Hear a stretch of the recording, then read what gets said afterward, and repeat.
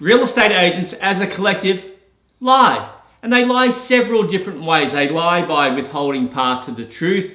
They lie by circumnavigating their way around the question you ask. They lie by omission. They lie many different ways. So we're going to talk about that today and what you can do as a consumer if you're thinking about listing your property, how you can protect yourself against these unscrupulous techniques. So here we go. And what's interesting, the most vulnerable consumers when you're listing your house are the people that think a real estate agent can't trick them.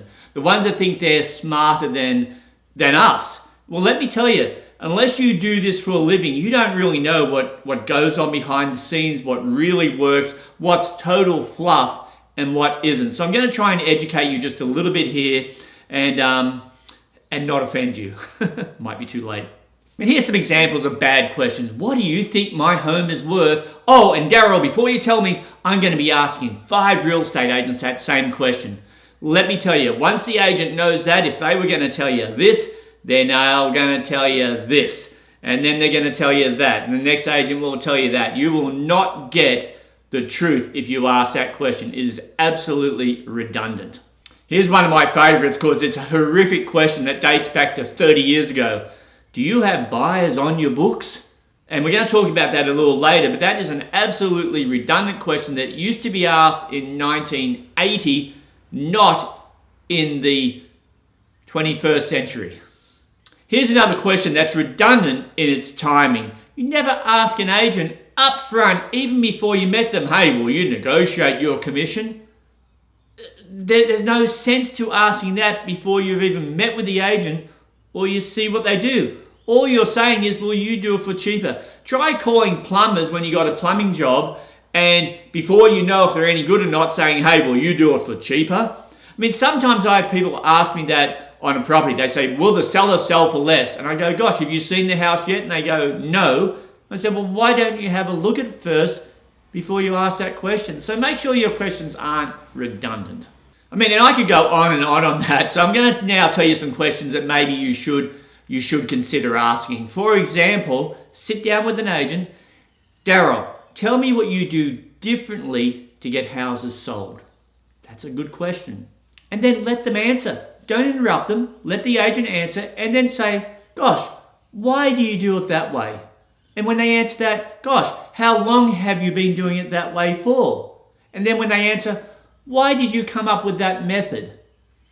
And then maybe ask, well, why don't you do auctions? And let them answer. Or why don't you do price on application?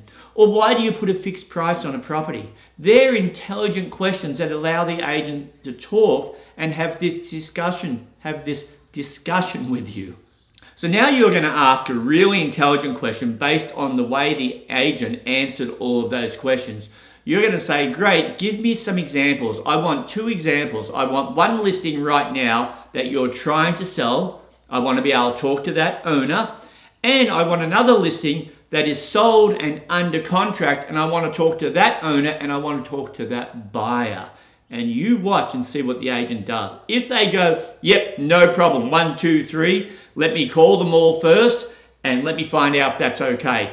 As an agent, I'd jump on the phone in front of them going, hey Bob, this is Daryl, Rouse Realty. I've got a client right here thinking about listing with me. Would you mind having a chat with them just for maybe 1 or 2 minutes?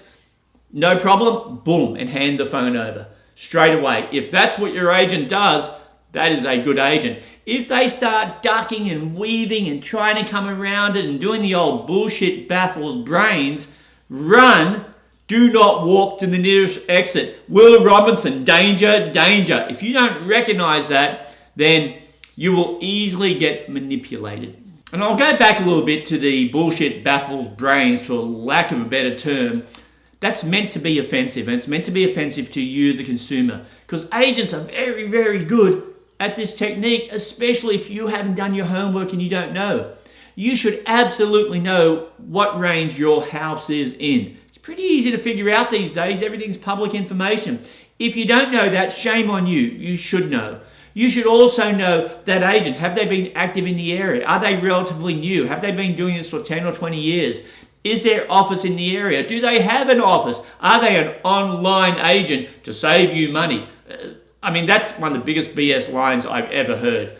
An online agent doesn't save you money. They profit more from every sale because they don't have to have an office and a secretary and all the other things that come with it, which means they don't have window frontage, which means you get less exposure. If you don't think that's real, you know what? You're living in the dark ages, because that is exactly how it works. I mean, the truth is, only ask questions that you absolutely know the answers to. Don't ask questions where you have no idea of the answer, and don't ask questions where the answer comes and you don't know if it's a good or bad answer. Example, again, to what I said earlier, you asked me, Daryl, how many buyers do you have on your books? If I say 30, is that good? Is 50 good? Is 100 good? If I say 73 and another agent says 100, then do you list with the agent that says 100 and not 73? You can't even verify those numbers. I could just make them up out of the blue. And let me tell you, agents make them up out of the blue when a consumer asks that question, because the agent immediately knows that consumer is out of touch with how property is sold, because you don't really have agents on your books anymore. That term is not even relevant. So again, be careful about the questions you ask. See, the truth is, I'm calming down now. The truth is, a listing presentation should not be a show and tell by the agent. It shouldn't be, look at the beautiful brochures we do, and look at the great video I did about the lifestyle of Coolum Beach. It shouldn't be about that. It should be you sitting down with the agent not doing a show and tell, but you asking questions and the agent answering those questions. I just did a listing presentation like this in Mount Coolum, and the client had a long list of questions. We sat there for about an hour and we had a great discussion just on what I do, how I do it differently, why I do it that way. Probably the only thing he didn't ask for is to verify that through current clients under contract, current listings being sold. That's about the only mistake that he made. Otherwise, he asked all the right questions. Now, I don't necessarily have that listing yet.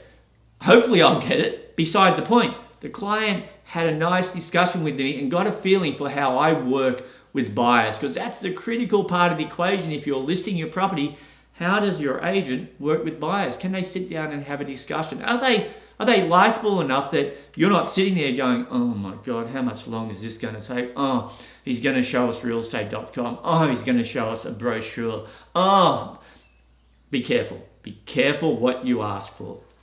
So we're almost done. So if you want a list of all the questions you should ask as a seller looking for an agent, I've got a list of about 20 questions that you can ask that will be intelligent questions for you to actually find out the truth. So if you want that, give me a call, shoot me an email, happy to supply it. So if you're buying, call me, happy to help. If you're selling, love to get the call, obviously. And if you're thinking about having your property managed, we do a pretty good job of that too.